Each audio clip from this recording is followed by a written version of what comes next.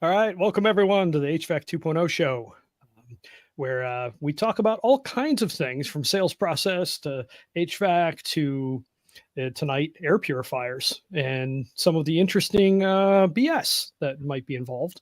Building science, of course, no, actually not building science. So tonight we're going to walk through a really good article that Tanner wrote about a month ago now. With this exact title, and I stole his photo as well. So here we are. Why come up with something new when I can plagiarize Tanner? And tonight I'm doing. I'd say I don't have any money, but I just sold a house, so I do actually for a change. First time I've had cash in a long time. Anyway, so tonight joined by TK. Mr. Ted Kidd in Rochester, New York. We got Ken, our emeritus, and also Smart Alec in Athens, Ohio. He's not wearing one of his funny shirts tonight. I just went with the meme on the label. And we got Mr. Tanner Dickerson down in Alabama, who is the author of the article we're going to look at tonight. He gets to talk tonight a lot. And then Mr. Jeff Howard in Indianapolis. So, all right, well, let's get going. We're going to be talking about different kinds of air purifiers. So this is the article. We'll actually just walk right through it and just kind of talk through it in a little bit. But clearing the air about air purifiers, are they a waste of money? And just it's a nice thing. Now, we have to be circumspect tonight, which is really annoying. So we are going to call things BS rather than saying things don't work oftentimes tonight, because there's some manufacturers out there who get a little bit persnickety about this. It's a friend of mine had his brand new YouTube channel taken down over one video within 24 hours, which requires 3 strikes. So 3 different people reaching out. That's not great. So we're just going to talk about technologies and good news, we're also on X. So yes.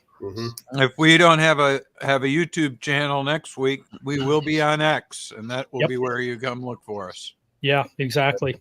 Now, good point. You can see it streaming right to X. Be sure to put up the link for our legal department.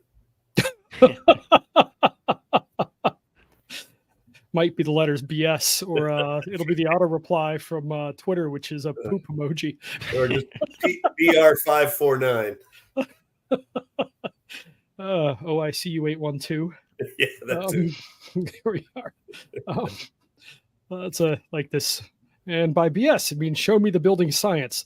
That's exactly it. In fact, in high school, I had teachers with a very good sense of humor, and they would write BS on some of your comments.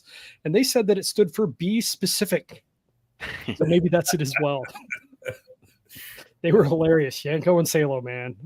What a great class that was. All right. So that said, HVAC 2.0, it is a technical sales process. So we are nerds. Everyone here is deep in the building science. We give a darn about fixing things right, helping clients, and going from there. But it doesn't matter if it doesn't sell. And part of that is this kind of funny, circumspect way of coming about it. It's a Polish saying, not my circus, not my monkeys, not my problem.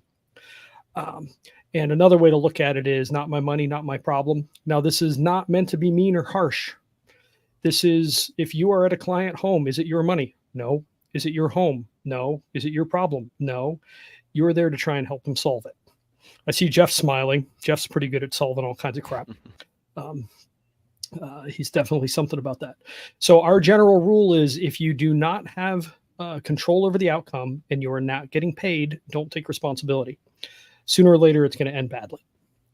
So if you keep this in your mind as you're out talking to clients and whatnot, not my money, not my problem, this helps give you good bedside manner, just like a good doctor does.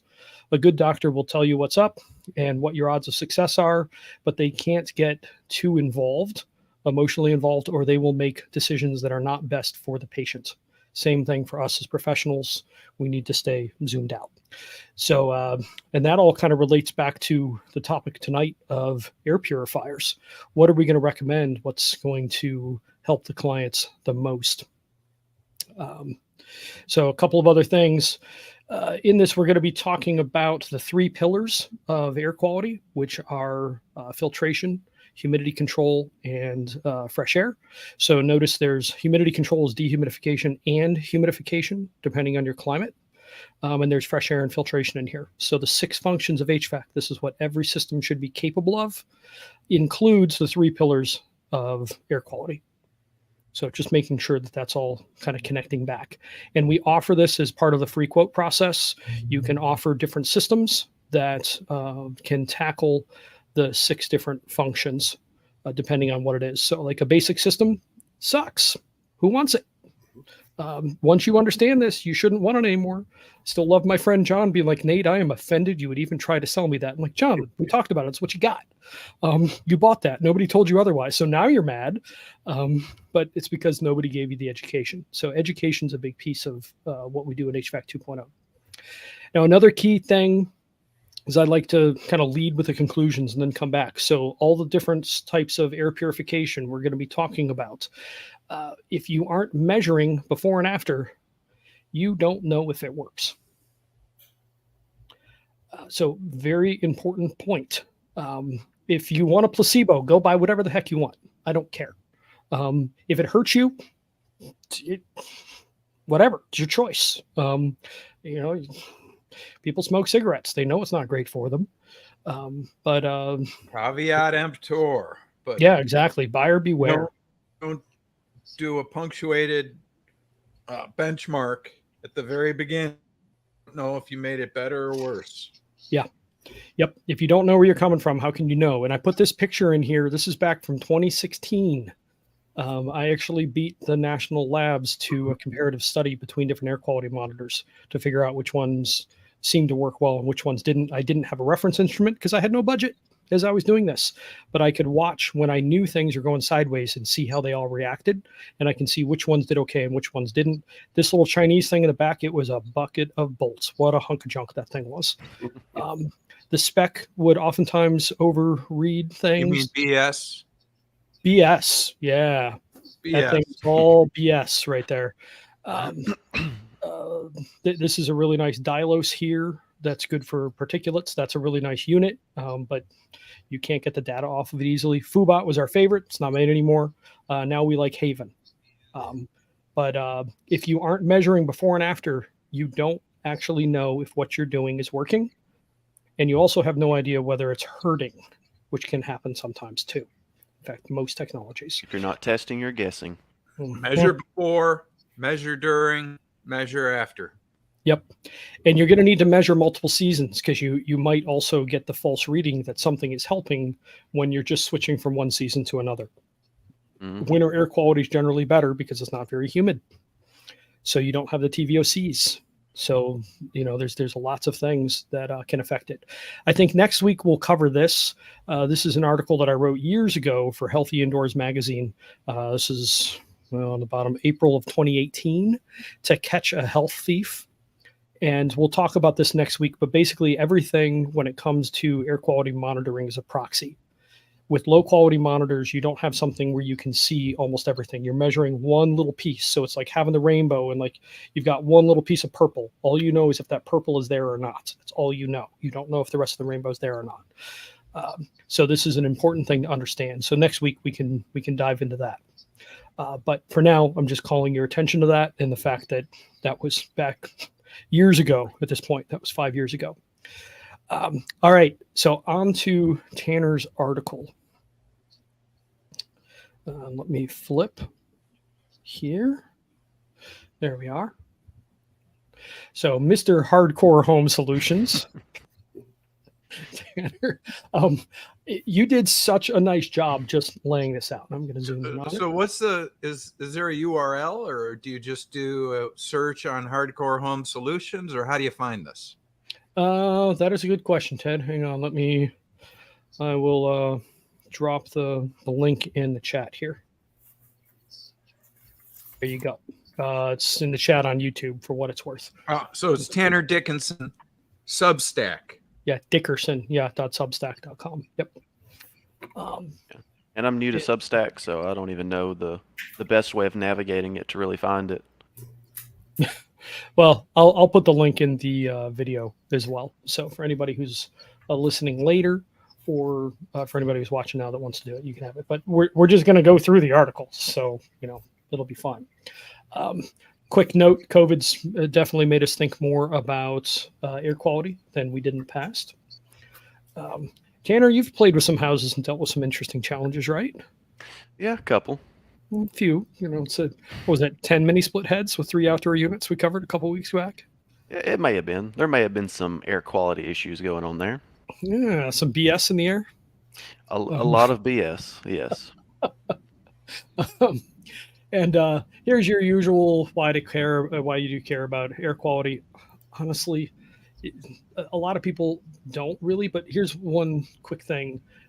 Like you put in here, on average, we as humans breathe 3,000 gallons of air a day, and our bodies are filtering out whatever's in that air. Would you rather that air be good or bad? I don't like drinking nasty water. I don't know about you. And 3 pillars of good air quality. What are they, Tanner? So the main 3 things is humidity control, good filtration, and fresh air. And the reason I kind of I put this up front in the article is because this is really like the center focus point. This is something like if you're talking in regards of indoor air quality and you want to know what am I about to do, is it good? Then you should ask yourself the question of how does it address one or more of these 3 pillars, and to what degree is it going to affect that? Because if it doesn't, it's probably some BS.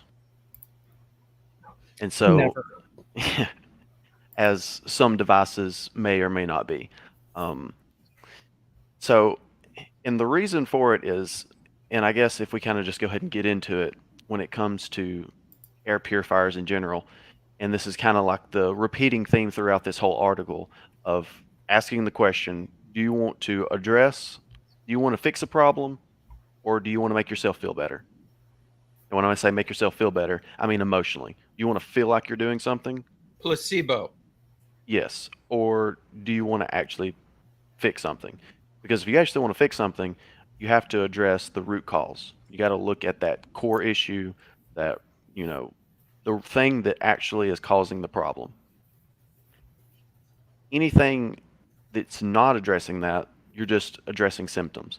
And so an analogy, I didn't put it in this article, which I should have, that I like to use as an analogy for understanding this idea is if your dog craps in your kitchen floor, do you just get one of those automatic air fresheners and just stick next to it and go, oh, well, it covers up the smell, so it's good?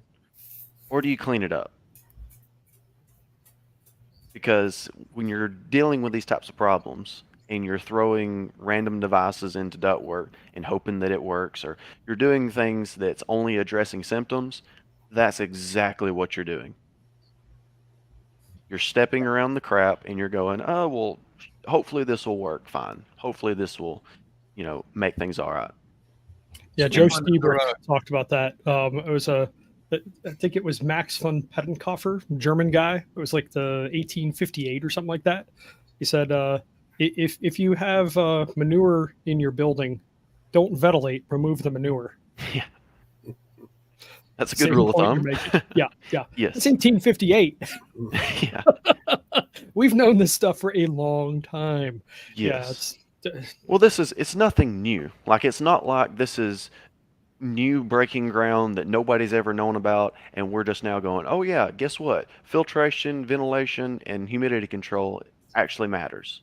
No, this is something that we've known for a long time. It's just solving a lot of these problems aren't straightforward, and they're not super easy, and they're not a cheap solution. And so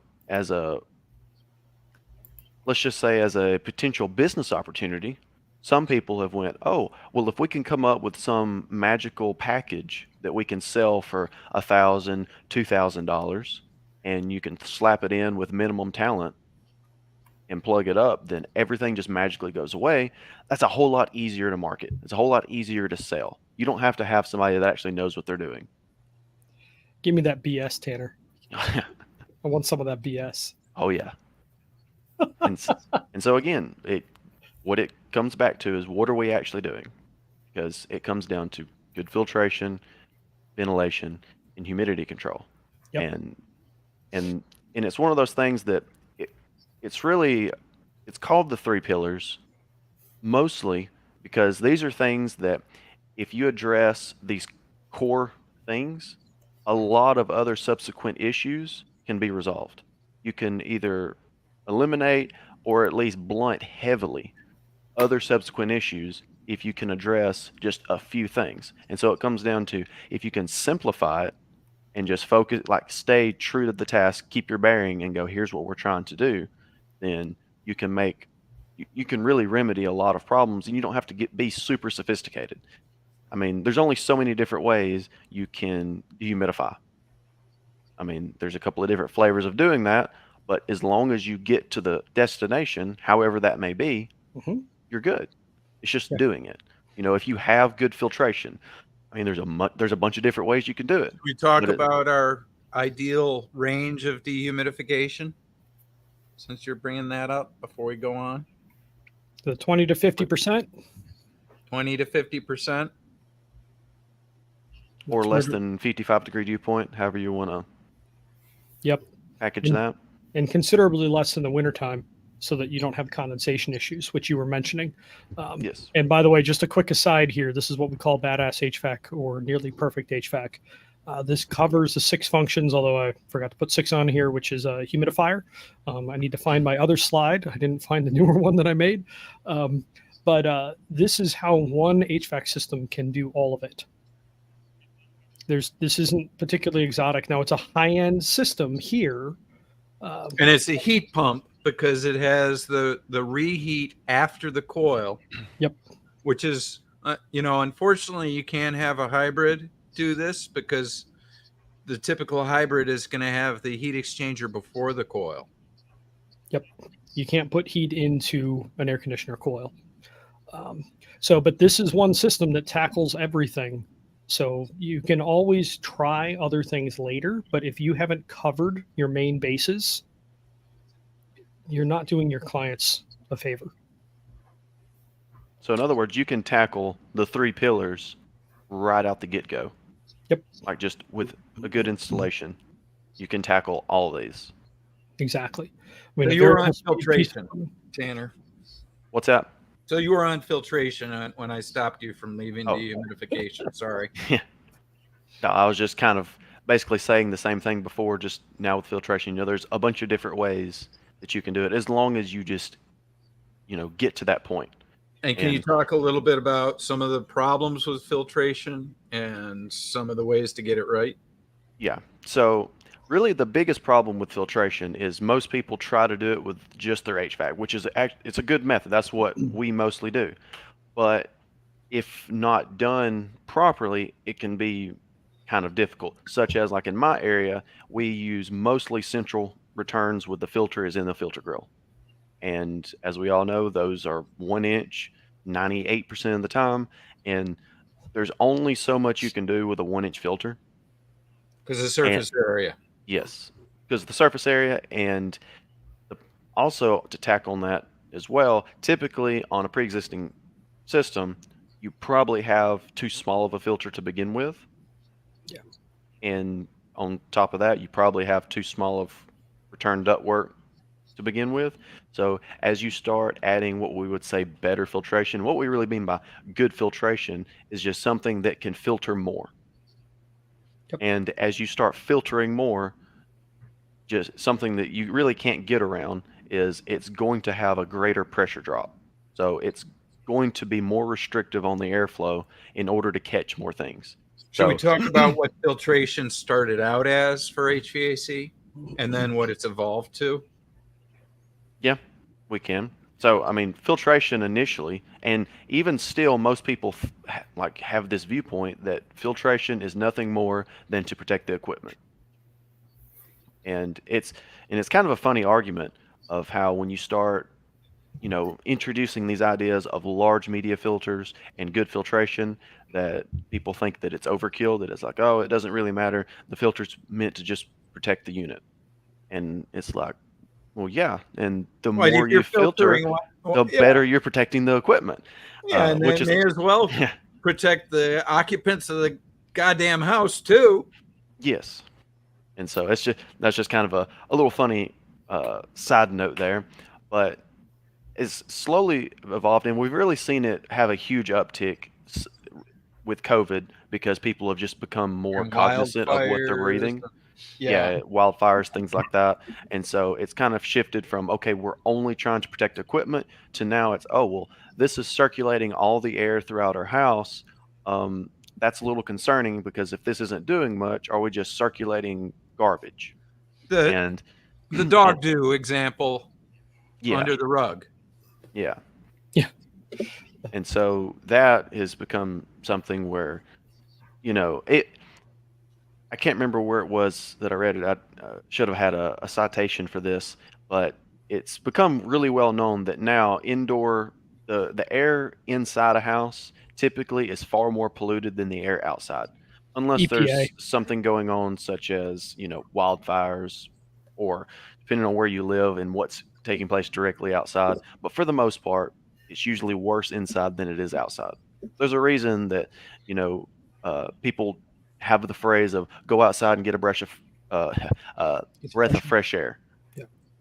And I mean, even though that's not directly what they mean, that's kind of by proxy what's kind of going on there with that saying is inside's not too great. You're getting better air when you go outside, which for the most part is true. So it's kind of, and because of that, it's kind of evolved to, okay, well, now we have tighter houses. Sure, this filter's meant to protect the equipment, but could we not use it to also filter the air and make the air inside the house better? In which it can. And it's not that difficult to do it in a way that is really useful and it's actually really effective. So heating and cooling services has a good point here that I wanted to get to also, which is if you have slime in your condensate line or you have dirty sock syndrome going on, can filtration help with those? Absolutely. So you keep the garbage from getting in there. I mean, a dirty coil is because the filter didn't filter stuff out, but either from bad filtration or bypass skipping the filter and going around. Typically, media filters are much better. Oh, yeah. And Kevin Hart's got a good question here too. He's CEO of Haven. Again, this is our favorite air quality monitor. Not sponsored. Not sponsored. Nope. But They're just damn good. It's a nice thing. Plus, it can actually control stuff, so it doesn't just tell you it's wrong. It actually does something about it. So, can you usually increase a 1-inch return grill filter to a larger dimension, 2-inch, to effectively triple your filtration surface area? Tanner? Oh yes, you definitely can. And actually, the method that I go to is April airs in return grills. So you can, instead of going to a 2-inch, you can go to, I think it's 4-inch ish, whatever that size is for It like the April steps air down accordion. or something, doesn't it? It's like 1 inch on the edge and then 4 inch in the middle or something. That's a Honeywell. Yeah, Okay. no, I'm talking about it's the same April air style, like accordion style filter. It's just Okay. it goes in a return grill. Okay. And I found those are really good. And so that's what I've been going with, because you can take a 20 by 25 filter grill that with only a 1-inch filter is not really doing much. And a lot of those filters, they essentially just block airflow at that point, because that's a pretty small filter for a lot of the for most houses, because the system's usually oversized. It's usually trying to move a ton of air. So being able to increase that, like what Kevin said, with going with a thicker filter and retrofitting that, you can really gain a lot of benefit there. Now, the caveat and the issue with filter grills is any percent of return duct leakage from that point to the unit is bypassing the filter. And might get accelerated if you create restriction of any. Yes. And so that's where having the filter as close to the equipment as possible is the best, because if you just have a 3-foot section between the filter and the unit, well, it's pretty easy to go and make sure that that is sealed up perfect. But if you've got a long run, it's a lot more likely that you're going to miss something, and you can have, and especially if it's a pre-existing system and you want to just swap out your filter grill, you have to realize that, okay, well, just because I swap this out isn't going to, it's not going to effectively make all the air that's going through that system be filtered through this filter, because there could be holes that you don't know about already. And so there's that to take into consideration, but it is a really good alternative to just redoing the entire duct. If that's just something that is not possible, you don't want to do, there's a bunch of reasons for it. So, and it's important to note here. So we've been talking about air cleaning, air purification, filter or media filters. Does this work well and work really well when applied well? Yes. Agreed. So this is very much a consensus amongst all the air quality researchers who I've largely gotten to know most of them by diving into this years ago, which is kind of funny. So like a Badass HVAC was actually peer reviewed by now a friend of mine at NIST. It's just kind of funny how that happens. It's not a very big world. So you get to know a few people and you go from there. But a couple of things I want to mention on filtration, and we should probably just do a separate episode on it, really. The larger the filter you can have, the slower the air goes across it. You can't have air go too slow through a filter. I asked. Jim Rosenthal said, nope, it can basically be stopped. And the slower the air goes, the more stuff gets caught by the filter. So you want as much surface area. So you want a nice thick 4-inch or 5-inch media filter. You want it to be as big as you can. That's what. So the BAD stands for big air drop or big ass drop, and this is the return drop. And this is a central filter, which is what I'm used to seeing. That's close to the equipment, as opposed to if you live in the South, where you've got your ductwork predominantly in the attic or the crawl space, you're going to have a filter grill in the ceiling, most likely somewhere, maybe in the floor. And so there's going to be a whole lot of ductwork in between the filter and the equipment. So in any case, you want the air to go as slowly as possible over the largest filter possible with the highest MERV that you can get away with. The higher the MERV, the better the filtration. So we used to think MERV 11. We've moved to MERV 13. And the technology has also moved to where the MERV 13 doesn't have a huge filter or pressure drop across it, which this was a good comment from Heating and Cooling Services. The Honeywell FC40 increases pressure drop a lot the last time I measured one. I concur. I measured and compared them at my house. Okay, so there you go. So the central systems, if you can have a big honking filter near the system, that's kind of the ideal way, but you can't always do it. There's another side to that, Nate. When you have a central return with a filter grill, provided the return air is clean, the duct is clean to begin with, the filter grill will keep that clean instead of letting it catch a lot of dirt and look pretty grungy inside. Oh, I've never seen nast inside of a. No, of course not. It's just air from the house. I love it when you drop one of the pan returns. You're just like, "Puh!" Face full of crap. No. Now you also mentioned returns in the floor. I have never ever seen one which was filtered correctly there. I've seen it attempted, but never successfully. It cannot be done. I will go that far. All right, let's say something from Professor Emeritus here. So, Professor Emeritus. In how many years you haven't seen it? 40. Okay. Yeah. Yeah. Sorry, Ken, but my next question is that all? Yeah, that's all. I didn't start as a young lad. Okay. And quick question: Have you all career? Yeah. Yeah. Have you all talked about electronic air cleaners yet? Nope. Got here late. Let's flip over to that. Actually. No, we haven't talked about BS yet. Oh, we got to talk more BS. Okay. What are we talking about, Ted? Well, BS leads right up to EACs. Yeah. It's part of my alphabet. There you go. Yeah. So again, we're just going to talk about some technologies and we're going to call BS about things, not necessarily say that they're ineffective or whatever. But I do have to say, when you are looking at any papers or statistics on effectiveness for any of the products that we're about to talk about, A, find out who they were paid for and was it not the manufacturer? B, was it anything close to real world experience or Conditions. And if you Who find peer one, reviewed it? yeah, and peer reviewed, Yeah. if you can find those three, please send it to me, because aside from media filters, which we've talked about, I haven't seen anything meet that bar. I don't think that's an unreasonable bar. To paraphrase John Ellis's approach, ask the manufacturer, how can I measure pre and post installation of this device so that I can show my customer that it's working? And the answers are always along the lines of, oh, you're going to need millions of dollars worth of equipment in order to do that, because we only test them in a laboratory, which means we have no way of verifying in the field that it's working. These things all work in laboratory. Yeah. Oh, Yeah, you can make anything work in the laboratory. We can all probably agree that they all work in laboratories.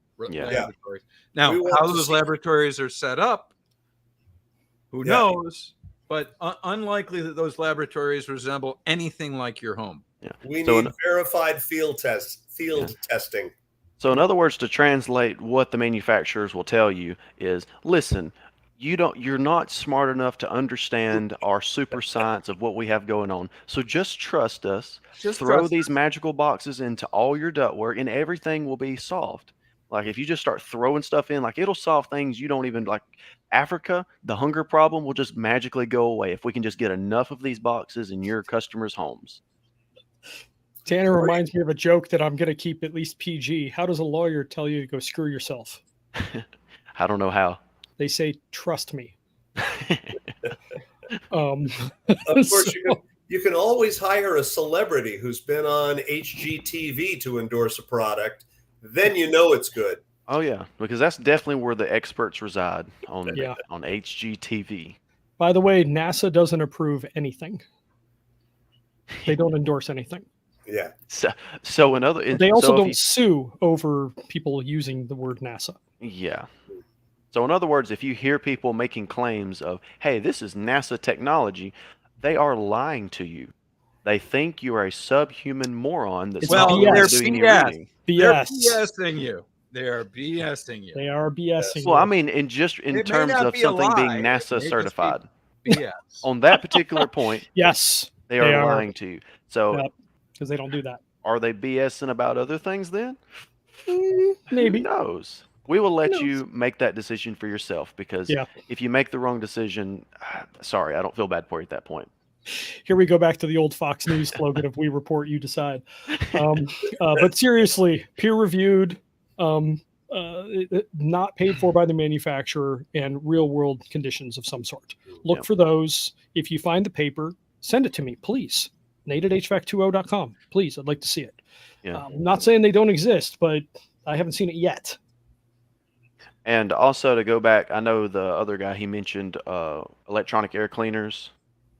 I didn't talk about those specifically, but in short story, yes, it's BS, in my opinion. Yeah. There is no MERV rating for EACs. I have seen some laboratory data on them. They can be quite effective. The question is for how long? Yeah. Because you can always count on homeowners to do their maintenance and change their filters and wash that filter, like once a week, once a month. You could, But what is the only safe assumption of homeowner maintenance? It's going to be zero. There isn't any. Exactly. Yeah. Well, the assumption's zero maintenance. Yeah. Yes. The next time you go see the house, you maintenance it again, change their filter. That's actually another good point for media filters. You can oftentimes, you shouldn't only change them once a year, but the system's at least reasonably likely to not get significantly harmed if you leave it a year, if you've got a large media filter in it. Yeah. Not recommended. And 0.3 static. Yeah. Yeah. Very low static. Okay, there's a good chance it won't be above 0.5 when you go back. He's right. If you are measuring static pressure at every service call, you'll know where the filter is standing on its efficiency. Should we talk about whether we think people should be measuring static pressure at every service call and documenting it? Well, briefly, yes. Yes. Yes. Yes. Moving along. Okay. Next topic. That was a nice long conversation there. Yes. The answer is yes. Right. Yes. Heck yes. Yeah. That is the other kind of BS that's building science. That's a good thing to be aware of. All right. So Tanner, you got a couple of key points here. Why don't you touch on these as we keep moving along? Yeah. And so these were just really short. I was kind of just basically saying, hey, this exists. Like I said, 3 main pillars. There are a few other things. It's just the 3 is kind of like the main core. Then you have on top of that a few other things such as source control, building pressurization, in just the thermal barrier. And the reason, I mean, obviously source control is an obvious, if you're cooking and that's where a source of your pollutants are coming from, well, ventilating at the source with a range hood just makes sense. If you're taking a shower, which is going to cause an excess of humidity, ventilating at the source just makes sense. So source control, regardless of whatever it may be, is another thing that's past the 3 main pillars that's going to be beneficial. Building pressurization is something that a lot of people don't think about, and a lot of people really don't understand. And that is, if you have the right amount of duct leakage on supply or return, depending on where your ductwork is at and what's going on, you could be depressurizing your house. And if that's the case, then the question is, where are the main leak points in the house? And in my area, there's a lot of vented crawl spaces. Vented crawl Yummy. spaces are BS. And luckily, there's nobody here to try to sue us, so I can say that they're also just blankly stupid and it's completely moronic that it's allowed in the code. But that's a whole nother problem for another day. The point is, those crawl spaces can get really nasty. It'll be, dead animals, mold, mildew, everything going on down there. And if your house is operating in a negative pressure and your leak points are at your bottom plates within the house, all that air that's being made up from the house being depressurized is coming from that crawl space. Yep. And so that can be a source of a lot of nasty stuff that's coming in. And so when you're looking at dealing with these things, you don't want to just go, okay, there's things in the house, let me just try to get rid of those things. You also want to look at, how do we prevent things from coming in to begin with? And so this is one of the means that you want to look at that. Thermal barrier, that, to keep it simple, because that can be very complicated if you make it.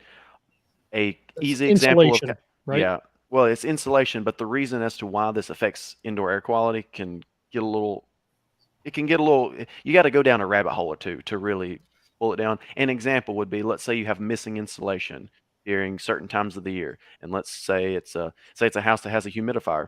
It's really cold outside, and you've got this spot inside your wall that's missing insulation that gets really cold. You start having condensation inside that wall, things can start growing.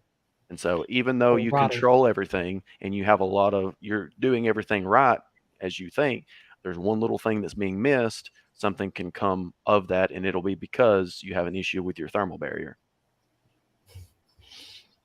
That's those are important other things to cover here briefly. So thanks, Tanner. Like, you did such a nice job structuring this article.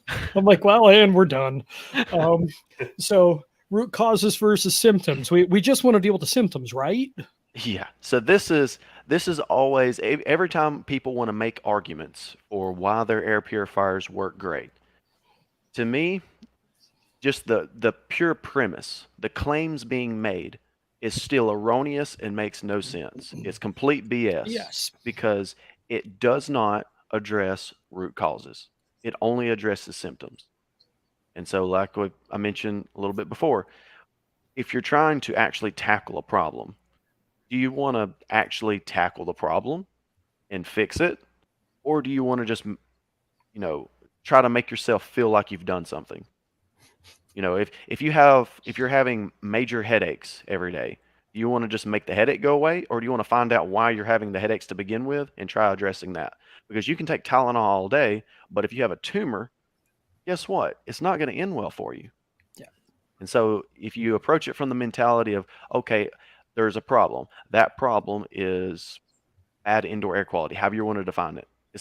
You have smells, you have, say stuff is growing inside the ductwork, stuff is growing inside your cabinets, you have things growing on the walls, you have a mold problem, blah, blah, blah.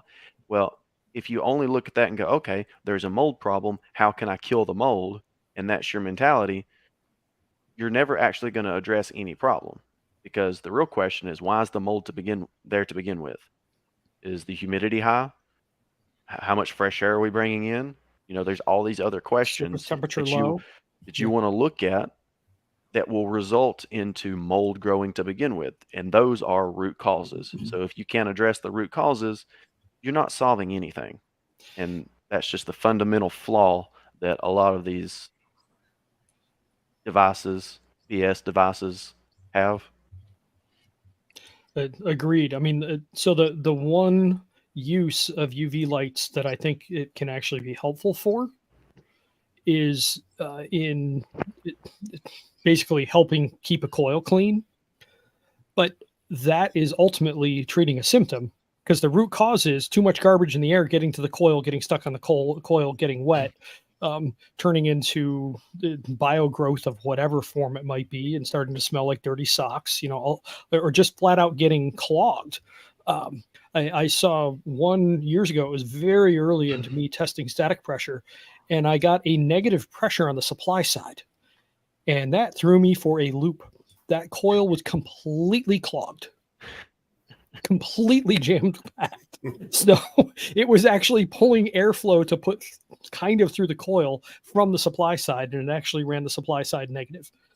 I couldn't figure out what the heck was going on. That is not where you use a UV light to treat the symptom. You put a decent freaking filter in it. Yes. It's not that hard, people. Yes. Which is really what it all kind of boils down to, of when you're looking at treating just the symptoms. It's like, okay, why would you do that? Because it shouldn't be necessary. Like, you shouldn't have to be doing this. Yeah. And filters is just, it's one of those, it's very rare that you can have complex problems with easy, like what you could call low hanging fruit. But good filtration is as close to low hanging fruit that you can get to. Because, I mean, you should have it to begin with. Because I don't know how many, there's been several times where I've had to make a repair on a unit that I put in. The last one, I had a warranty leaking coil on a system I put in like 4.5-ish years ago. Went to go change out this coil, and literally the old coil looked exactly like the new coil. Like, I set them side by side, and there was literally no difference in how clean they were. And it was all because of that really good filter. I mean, it had a really good MERV 13 Aprilaire filter in it, and it was sealed up extremely well. Nothing was bypassing that filter, and so things stay clean. We didn't have any clogged drains. We didn't have any dirty coils. Now, we had a leaking Did you coil. sell him a UV light, Tanner? I mean, come on, yeah, why not? I sold him 4. What do you mean? That's what John always talks about. You need like 6 to be effective or something like that. I took a picture of it and I said, hey, look how clean this is. Do you want to keep it this way? Well, listen, you better add all this other stuff. It's only going to cost you like, $1,000, and it's only going to take 3 payments of that. So if you'll call right now, we'll even give you an additional UV light for free. And we threw it in there, and it worked great. Well, there's a great comment here from Kevin Hart just coming through. We see lots of HVAC contractors that want to do IAQ, but they don't have a process to the root cause and to recommend real solutions. So yeah, they recommend the stuff that we're going to get to here in just a minute. Commissioning sales techs to push EACs is all they can figure out how to do. Yeah, well, like, you can charge a fortune to treat the symptoms, but potentially make things worse. Like what? I mean, our firm belief in HVAC 2.0 is the only thing that you add to air, and that you have to be cautious about, is water. That's humidification. Like, you want to have some awareness of what the water quality is, and you also want to have an awareness of if anyone in the house is mold sensitive, don't do that. That's part of why we ask that. Even in the free quote process, we ask, is anybody here mold sensitive? Because you want to know that. So speaking of which, why do people use air purifiers, Tanner? Well, this really ties into Kevin's last comment, and which this I was kind of directing more towards homeowners, and Kevin's is more towards contractors. So I'll kind of straddle the two. For homeowners, is as simple as, hey, there's this box that I can throw in, and it'll either prevent problems or it'll solve problems. Well, crap, yeah, that's a whole lot easier. For the contractor side, I think it's multifaceted. It's easy to go into your supply house and you see they've got a fancy sale going on, and they're like, hey, if you'll sell this, this, and this, we'll give you this BS device right here for free. And you look at it and you read the sales flyer, and it's like, wow, it's making a lot of insane claims. 99.9% of all bacteria and viruses and blah, blah, blah. So I was like, oh, that sounds great. And so if you don't look into it any further than that, it's easy to get pulled into that trap of just, oh, well, let's just go throw it in. Because, I mean, you're not really going to get a call back per se on these. I mean, if they're just BS, they're not, the homeowner's not going to call and say, hey, you just sold me something and it's BS. They're just going to go, oh, we're protected. It's doing great. And they're not measuring. How are you going to know if you don't measure? Yes. I don't know. So Yes. that reminds me of like how the original Coca-Cola actually had cocaine in it. It's no wonder people Yeah. liked it. Back in the good old days right there, boy. Yes, sir. Man, have you ever looked at the bottles of some of the old stuff? Like, it doesn't have to be Coca-Cola necessarily, but like, man, like there's opium and all kinds of the stuff that they sold back in the 1800s as remedies. Shoot, they'd come out with their prescription cigarettes, cracking a cocaine Coke. And like, no wonder the 50s felt so great. Man, yeah, it's some pretty crazy stuff. All right, so let's talk about a couple different types of technology. So we already covered just plain old filtration and MERV 13 and greater. So we're kind of leaving that aside. That's the one that we like and that generally has a good consensus on. So how about bipolar ionization? How does this work, Tanner? So in simple terms, what it essentially does is it releases these ions into the air. It generates these ions from electrically. It generates them. These ions are either positive or negatively charged. So then anything that will be the opposite of what they are, and they are attracted to those things. So whether it be dust, basically anything in the air, it will then be attracted to. It clumps to it. And as it starts to try to clump, the idea is that they clump together so much they either get caught by a filter or they just fall to the ground. And it'll look like your house is just dusty. That's the idea. And more dust, yay! Yes. In my house, sign me up. Yes. Of course, there are a lot of questions as to what exactly happens, what exactly goes on. Does it do exactly what it says? Because it's kind of funny on how a lot of these devices or a lot of these types of technology, they'll do these things, but they kind of leave out the idea of, okay, so if it can attract to anything, does it know the difference in good things and bad things? Like, are we programming this? Are they running these mini scripts to where they go, oh, that's a good thing, so we'll leave it alone, but this is a bad thing. And what happens when you breathe these in, that they go, oh, here is, biological material that's such as lung tissue. That's good stuff. So we're not going to do anything to that. There's a lot of these unknown questions that who knows what's going on. But what these are kind of mostly used for that I see personally from hearing people who use them, what they like to claim is, oh, well, if you have, a lot of particulate matter in the air, you can throw a bipolar ionization device in, and you can drastically reduce your particulate matter in the air, because then you're just going to catch it in the filter, or it'll fall to the ground as dust, and you can sweep it up. So again, we go back to root cause versus symptom. Are we addressing a root cause, or are we addressing a symptom? And in addressing said symptom, how do we feel about this method of actually going about it? Is this a good strategy, or is this a questionable strategy? Can we implement something like this and know that we're not going to do any harm? Consider the law of unintended consequences. Are we creating new substances? Yes. Yep. And if we use a good filter, does it eliminate the need for this product? Exactly. All right, next, PCO, photocatalytic oxidation. How's that work, Tanner?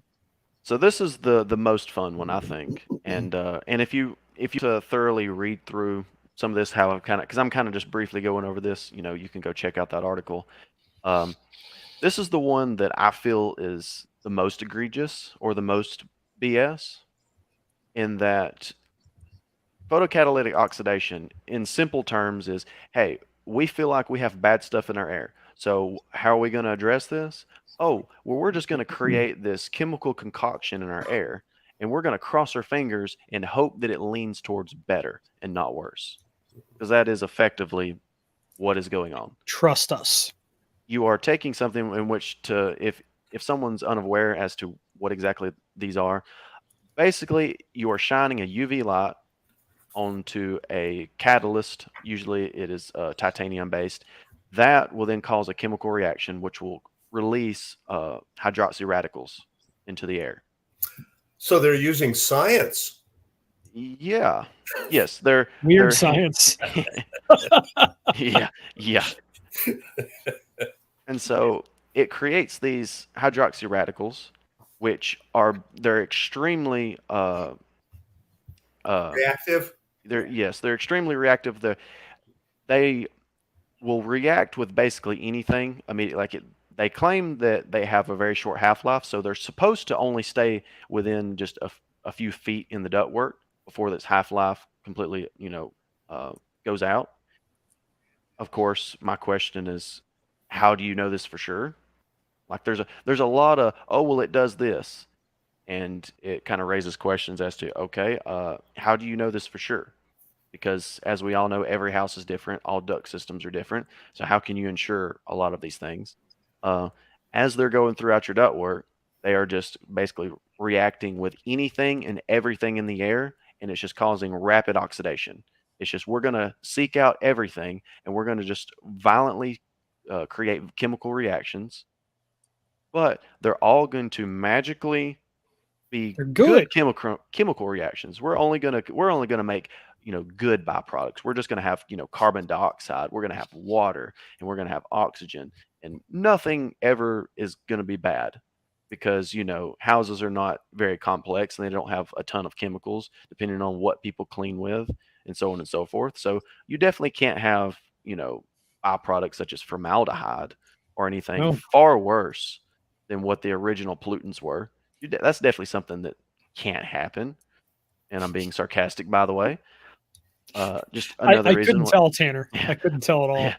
Another reason why these are just complete BS is the whole premise is, imagine if somebody was, if you have a salesman that comes to your house looking to sell this type of technology, and they were being brutally honest. They come up, they knocked on the door and said, "Miss Jones, we know you have a indoor air quality issue, so how we're going to address this is we're going to throw this magical device into your ductwork. Now, this magical device is going to create these little hydroxy radicals, and what are these little things going to do? Well, it's going to create this, chain of chemical reactions with everything in your air, and it's just going to be just big old chemical concoction floating through your air. But hey, don't worry. Everything that happens is going to be good, and it's going to benefit you definitely. Like, it's going to make everything way better."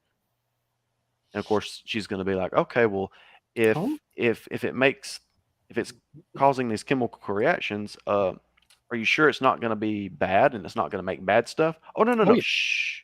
Don't ask questions. Just sign here. Let us throw this in, and everything's going to be great."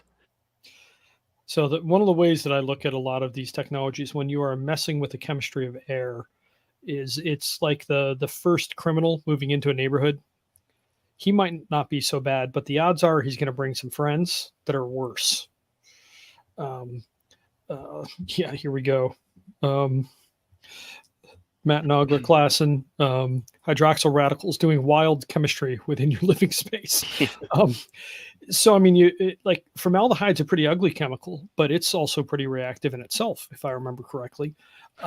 And so there's all these chemicals that you're adding. So volatile organic compounds. So TVOCs, when you hear that, it's total volatile organic compounds. That's a pretty common sensor in indoor air quality monitors. If you do a before and after test, please let us know what you find. It's funny. The people that put these in don't want to monitor. So I haven't seen any actual data on it. Maybe it's okay.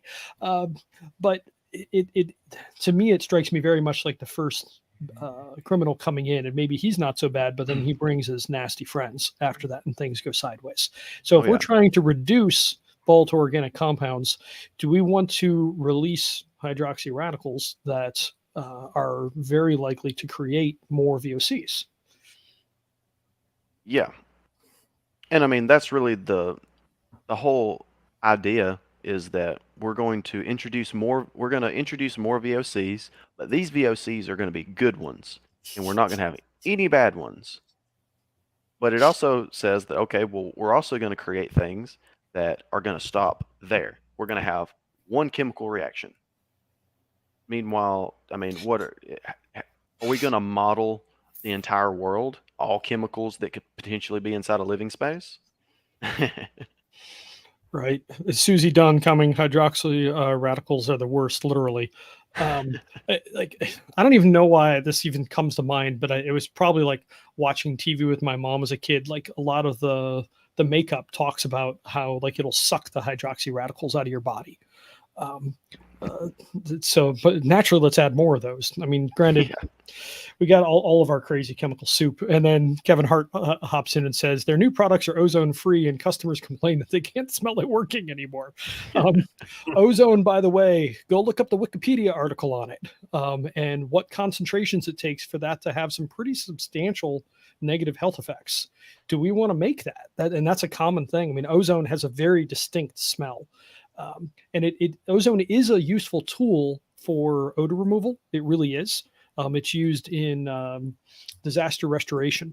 Like we have to use it on our Airbnb sometimes because occasionally somebody will smoke. I mean, especially with, man, they don't have to smoke inside with pot. Just their clothes will make the house smell bad. Man, that is some strong stuff. So every so often we need to use an ozone machine, but you don't want to have anybody in there. You don't want to breathe that. And you want to open the house up once you're done using that machine as well. So is that something we want to add? Probably not. By the way, this went by a little bit ago. Elizabeth Parks is with us again tonight. It's a great conversation. Love dropping in. Thanks, Elizabeth, for watching. All right. So we already covered bipolar ionization, photocatalytic oxidation, and now we'll talk a bit about ultraviolet C, or just UV lights. So Tanner, you want to take it away? Yeah. So I will say, out of all the BS products, this is the least amount of BS going on with this one, in that you can actually see positive benefits if used in a particular way. Although, as we've mentioned before, are we treating symptoms versus are we treating root causes? But there's one big problem with UVC in particular that I don't think even a lot of people who use it, don't quite understand. UVC can be effective on surfaces. Mm-hmm. Good at killing stuff. Yes, I should rewind. For residential applications, it is really only useful on surfaces. You could maybe make the argument if the air is at a slow enough velocity that within like a half an inch of the bulb itself, maybe there's a little bit of benefit there. But don't hospitals use it across like 15 feet of ductwork? Yes. Yeah. Well, they'll use it in a massive bank with a far greater intensity, far greater power output. Yes. Yeah. Per cubic foot per minute. Yes. Yeah. But they're also using it in conjunction with HEPA filtration, fresh air, ducts coming into it, and really good humidity control. Mm-hmm. They've got everything else dialed in. They're just sprinkling in these massive UV banks on top of it. Yep. And so it's meant to be just an additional thing. And plus, hospitals are a particular use case. Last time I checked, people aren't bringing in sick patients left and right into your house. If you are, what kind of thing you have going on? That's weird. So don't worry, it's just a daycare filled with little animals. Yeah. So Kids are gross. They're cute, but they're gross. Oh yeah. And so you have to, first of all, you have to ask the question of, what are we using this for? It's probably a house. And most of the time, people will use these as preventative measures. We don't have a problem. We just want to prevent a problem. But then it just goes back to, again, are we attempting to address theoretical symptoms? Or do we want to actually address root causes that could be something? Because a lot of these devices get sold as let's keep things from getting bad. Because if you sell it in those terms, there is zero expectations for any improvement. And if that's the case, it's easy to sell these very high margin products. Exactly. So, and a couple of extra points here too. Dr. Shelley Miller of University of Colorado Boulder, she was kind enough to come on a webinar that I did years ago. It was right at the beginning of COVID. It was the end of March. It was like 2 weeks in. She talked some about UV lights. So like in commercial applications, there's actually something that works pretty well. If you can't bring in enough outdoor air into a space, you can use what's called upper room UV. So they shine lights basically at the ceiling, and it helps kill stuff in the air. But you have to design it. It needs to be strong enough. And it needs to hit an area and dwell on that air long enough to actually kill what's in the air. I mean, in residential HVAC, we're generally aiming to get our airflows to 500 feet per minute or less. So that means that we're moving almost 10 feet a second. And we need to have a UV light to have any effectiveness on killing things in the air, dwell time of multiple seconds, preferably like 5 or 10 even. Are you going to get that when it's going by for like 1/10 of a second? No, Probably not. So it can be useful shining at the coil, but again, if we have a decent filter, the coil doesn't get dirty in the first place, which Jim Bergman taught me that a couple of years ago, and I totally facepalmed, like I didn't even think about that. It's like, look at the drain here. The drain's clean because the filter's working. Yeah. And then one other point on UV, in my understanding, there's basically 3 different common wavelengths. So there's 185 nanometer, and that creates ozone. There's newer ones that are at 222 nanometers, and they are not well studied, so we don't know whether they have issues or not. There actually is some science on the UV lights. And then there's 254 nanometers, and that actually, that doesn't cause ozone. But again, do we really need to use that? Because we aren't going to get the dwell time. Like, it can be fine for killing something on surfaces, but why is the coil dirty? That's the only thing that you probably want to shine it at. So could it have its use? How long is that intensity good for? Well, that's the other thing. Yeah, these suckers burn out. Yeah. And they make an alarm when they burn out, right? I find homeowners like it when you tell them you're selling them a prophylactic device. How many people even know what that word means, Ken? I think more now, post-COVID. But man, I didn't know what that word was a couple of years ago. I pride myself on a large vocabulary. I had no clue what that word was. I had to look it up. Ask your pharmacist. Right? Yeah, well, at least I didn't have to go to Urban Dictionary for that one. That's what my friend Chris Fobb is for. He's always sending me. You don't know what that is? Shut up, dude. Right. So we talked about a couple of different technologies. Those are the 3 primary ones. So PCO, UV, and now I can't think of the third one either, bipolar ionization. So those are kind of the 3 quote unquote air cleaning things that you'll see out there. Again, look for peer reviewed, actual real world conditions, not paid for by the manufacturer. You're going to find that the papers are pretty slim. So you may find some on UV. There have been studies there. Towards treating symptoms only. Right. Important point. The important point is none of these BS products solve a single problem. They solve 0, none, nada. Yeah.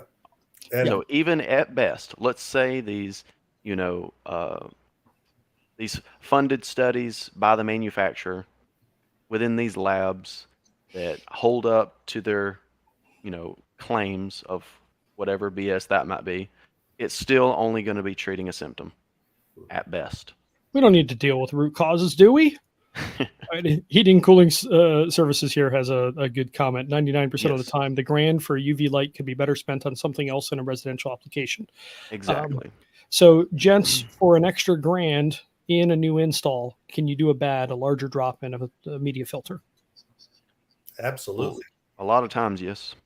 Yeah, maybe not all the time, but you got a shot. Yeah. It's I mean, on a pre-existing system, if you have, go back to the filter grill application. For $1,000, you can swap that filter grill out with an Bipolar one and seal the return duct. Yeah, it's much easier on that side. You're right. For the central systems, there's a lot of ductwork and a lot of labor, so it might be more. And that grand would only be possible, I would argue, during an install. If it's an extra thing that you're doing secondarily, there's a lot more work involved in tearing that apart. So it needs to be done during the install of a new system. Otherwise, it's going to be easily double that. It just is. It's a lot of time. You're going to burn a couple guys for the day on labor, a big chunk of the day. Say it takes 5 hours or 4.5 hours. That's more than half the day. That's basically their day. So you just killed the profit margin of that crew for the day. So you have to charge more for that privilege. It just is. It's business, for better or for worse. And Susie Dunn, it's better to sell a better filter system than most of the gimmicks. Amen, sister. Yep. I don't think you're going to get any arguments from any of us here. Nope. Before we leave the topic of UV, don't forget the damage that it can cause. It's great for plastic. Yeah. Great for putting holes in it. You got that picture of mine, Nate, handy? No, not handy. Well, hang on a second. Let me see if I can go find it. I know it was in your bad album, but I don't know if I put it in mine. I've seen it eat holes through air filters when shining on those. I've also experienced it burning off the plastic coating on an ECM motor, the wires to an ECM motor, and short out the ECM motor. That was a costly repair. That was fun. So you had to find it first, and then I'm sure that was a lot of fun to change that wire out. Yeah. Well, it was at the point where they got new equipment. Yeah. It was a messed up installation. Well, surely not. That hates to death. Yeah. I mean, I would imagine anybody installing UV lights, I'm sure they do amazing installs. Yeah. I bet every time. They're paying attention to all the other important things. Oh, yeah. I bet they were probably out, within about 59 minutes to the client's house when they called. I bet they probably have just a really good system going on there. Yep. Big warehouse of equipment ready to install today. Oh, yeah. But wait, if you act now, we've got a crew that we're trying to keep busy tomorrow. If we can get them here, we can give you another 10% discount. So none of us have heard these things. Susie also pops in here. Drain pans love UV, especially the plastic ones. Well, sometimes the inside of your unit needs a rinsing. So it just, every so often we'll just kind of knock a hole in the drain pan, let the unit rinse itself out. It was intentional. Well, whose air handler is it that's heavily plastic inside now? Train. Is that Trains? Yeah. Is it talking about the TAM 4s? Yeah, something like that. I don't remember which one. I'm not a Train person.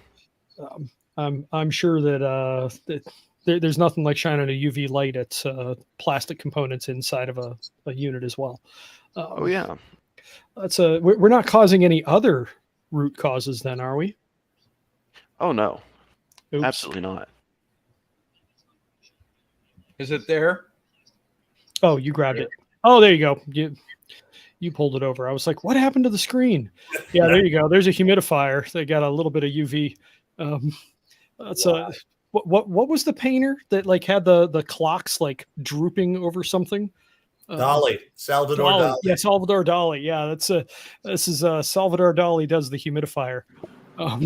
It's like excessive heat, not UV. Could be that too. we weren't totally sure what that one is, but we've definitely seen some interesting things from UV. All right. So kind of finishing this out, how do you actually approach an indoor air quality issue? Tanner, you want to talk about your couple of steps here? Yeah. So really, step one, you have to start with questions of how big of a problem is this?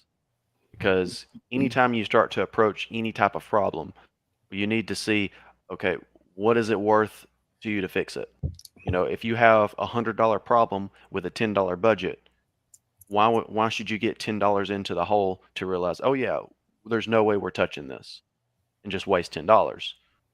So you really have to figure out, do the things that are necessary line up in order to actually execute a project. And so step one, ask the question, how big of a problem is this? And we like to use, on a scale of 1 to 10, we'll ask them, hey, on a scale of 1 to 10, how big of a problem is this? And go there. You can kind of have a discussion there. That's the point where you really start to dig into all the problems that there could be. What are all the symptoms? And realize when we talk about how big of a problem is this, we're basically saying how bad are the symptoms? Yep. Because that's what you're really noticing. You're not, unless it's, unless somebody's really done their own research and they come back and they say, hey, I have a humidity problem because of X, Y, and Z, and I've tested blah, blah, blah. They're probably telling you, nothing but symptoms. Number two, if you're going to solve a problem, you need to actually document the process. Or the problem, yeah. Yes, because if it don't matter what you could be doing, if you're allowed to move the goalpost, well, you can make it seem like things worked great or it went backwards. So start out with some baseline testing. What are the current conditions? And then after we do anything, what happens after that? And there's a lot of things you can do here. You need from having a haven to blower door testing to zonal pressure testing, thermal imaging. I mean, a bunch of different things. The route we typically like to go with is the blower door, basic zonal pressure testing, thermal imaging, and load calculations, because that gives you a good assessment of the house as a whole. It gives you a good assessment of, is this an HVAC problem or is this a house problem? And then you have a good bearing as to what direction to go. Because sometimes if you have a HVAC problem, there's no sense in addressing the house. And if it's a house problem, then addressing HVAC alone is not going to really do much for you. And this is where indoor air quality is useful as well. So possibly do some testing there so you understand where your baseline is. Yes. And so step 3 comes down to budget. And I kind of touched on this before, but if you don't know what is it going to be worth to them to fix, you have no clue whether or not they should or shouldn't do anything. Because I think you see a lot of people who their process for selling anything is they come in, they look at what they think's going on. Usually they don't even do any testing, and then they start preaching and telling the homeowner, here's what you should do. Meanwhile, they have zero clue. They have zero understanding. They have, they don't understand anything as far as the house or as far as what the homeowner even cares about. Right. Because this is their mutual problem. mystification would be the phrase from Sandler. Neither Yes. side knows what the heck's going on. Yes. And also, does pain generally, like their 1 to 10 level of how much it bothers them, does that usually translate to budget? Yes. And it should. And if it doesn't, that is a good way of kind of double checking yourself. If they have a 10 problem, but a 1 budget, it's hold on now. What's going on here? Do we really have a 10 problem and do we really have a 1 budget? Or is there something going on here? Because if that's the case, well, I'll tell you exactly what you need to do. Sell the house and move. Mm-hmm. I think all of us here have made that suggestion to someone. Yes. Which brings us to the 4 usual paths forward. What are those? Yes. So, and this isn't just indoor air quality. This is really for any work that you can really do to a house.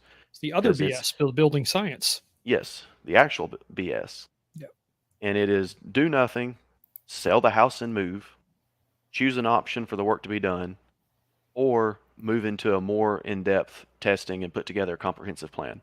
That's kind of basically the difference between 3 and 4 is if you assess the house and you assess all these things and we determine, is this an HVAC? Can we solve these problems with HVAC alone, or do we need to look at the house? HVAC alone, it would be option 3. Addressing the house would be option 4. So just to repeat, the 4 options are: first, to do nothing; second, sell the house; third, choose an option of stuff to do, which is usually HVAC only; and fourth, do more in-depth testing and put together a comprehensive plan, which is usually going to involve the building shell, so insulation and air sealing in addition to HVAC, or maybe just insulation and air sealing, possibly. Yes. Man, you did a nice job on this, Tanner. This Great is a job, really good Tanner. overview. Well, thanks. Really, really nice. So I'm Really gonna, a great episode. Thank you. yeah, I'm totally gonna steal your final thoughts here, because I have a line for you that I really like. So you talk about there's no silver bullet solution to this stuff, with the possible exception of media filters, which everybody should have. It's a no-brainer, do no harm thing. It's good for everything. Yeah. But my friend Gavin Healy of Balance Point Home Performance out in Grass Valley, California, says there's no silver bullet, only 1,000 silver BBs. And that is generally true of our work. So like it may not be 1,000 BBs for a good HVAC install, but there's probably 25 of them. 25 little individual things that can potentially make or break an install. And in trying to deal with air quality, you want to be paying attention to that sort of thing. But in general, I think we would argue that the other air purifiers, air cleaners out there, besides media filtration, lean pretty heavily towards BS. They are, in fact, BS. BS. And I would, and people probably aren't going to like this if Not that it's if not they- safe and effective, but it's BS. Those words, they do not mean what you think they mean. Those safe and effective words. 100% safe, 100% effective. Yeah, it is safe and effective from the house of the salesman that sold it to you. Mm-hmm. Absolutely. But I would go as far, and I know people probably aren't going to like this, but there's really only 2 people that I can see who would use these BS products. Either A, you just have no clue what you're doing. Like you have no understanding. You just bought into something. Gullible. You're just gullible. 99% of technicians. Yeah, that's true. And their clients who rely on them. Yes. And you're just someone that, hey, like your competence is so low that you can buy into something that is complete BS because you just don't understand. Yes. Or, and this is arguably worse, you're someone who you somewhat understand and you know that it's kind of BS, but you just make a lot of money at it. And I have actually seen this argument there are made a lot of by people. contractors in Facebook groups where I've had this I discussion make with somebody. $50 each time I sell one of those. I can sell 4 Yes. in a day. 99% of techs. 50 bucks, 500. Yeah. Yep. And so it gets this thing, it's difficult to shift because it's like, hey, we make a lot of money doing this. Why would I stop doing something that makes a lot of money? It's like, well, I mean, I don't know. Maybe you're just scummy. And see, now I'm you find a point on it. yeah. And see, now I'm talking about the techs. So, there's not lawsuit potentials there, but I think you're a complete scumbag and you're just a greedy piece of crap. But keeping it That's PG. how you really feel, Tanner. Well, I can't do that. It'll get us kicked off. It's funny. I'm going hunting for a photo. I don't know if I have it in here to show what 100% safe looks like from when we were in India about 10 years ago. Our tour guide would point out to things. He'd be like, that's 100% safe. And it's like all of these power lines that people have just scabbed into. And like seriously, 2 people a day in India die trying to steal power, like hooking into things. I got a question.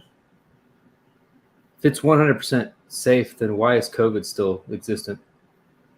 right. Mm. 100% Not enough effective. people installed them in their house. Duh. Don't How's it don't ask right? the hard questions, Jeff. Yeah, Forget all the schools. Right, man. I am not finding my photo, but that it was pretty hilarious. So the 100% safe definitely cracked me up. So as we started hearing about a bunch of that stuff, it made me laugh. So anyway, It's completely true. Tanner, great article, man. Thanks. Thank you for leading us through this tonight. I hope a lot of people hate it. I genuinely do. Yeah, so they get a lot of reach. Yeah, there's definitely some that will hate it. That's for sure. Good. I hope it and, burns. What would BS stand for if the first is burns? So I think next week we'll dive into that health thief article and talk about like what we're actually looking for in indoor air quality monitoring. Because there's way too much focus on some things like carbon dioxide. I care, but it's a secondary thing because a lot of TVOC sensors are cross sensitive to carbon dioxide. And they pick up a whole lot more chemicals at the same time. So I've got a much better idea of that rainbow of bad stuff, bad air quality, which things might be there. So I think next week we'll cover that article. So maybe Tanner, you get to interview me next time. But maybe Kevin will come back. Yeah, actually that could work too. See if Kevin wants to hop which I'd in. also like to mention, Kevin did help me out on writing that article. With when I initially wrote it, there was a few guys that kind of skimmed through it and gave me some good pointers. And so thank you, Kevin, big time, because he helped make the article sound actually a lot more coherent than what I'm capable of. So you give yourself too hard of a time, Tanner, because we've worked on some stuff too. So you just haven't done enough writing yet. That's all. You'll get there. You got it in you. That's just practice. Definitely has it in him. This is I'm not a technician, dude. So I could become one. But I need to call all of you guys with my stuff that I need help with. So it's all good. Get to a point where, oh my God, it's Nate again. You guys aren't already there. Thanks, Jeff. Love you too, bro. But, so have you checked the filter? What filter? Did you turn the thermostat on? Have you lost a cat? Oof, that could be bad right there. Anyway, well, thank you everyone for coming. Thank you guys for being here. It's always great working with the guild. And Susie, thanks for coming. Heating Cooling Services, thanks for coming. Matt, Kevin, the whole gang. Thank you so much for coming and commenting. And we hope to see you again next week. Next week. Yep. Bye all. Good night.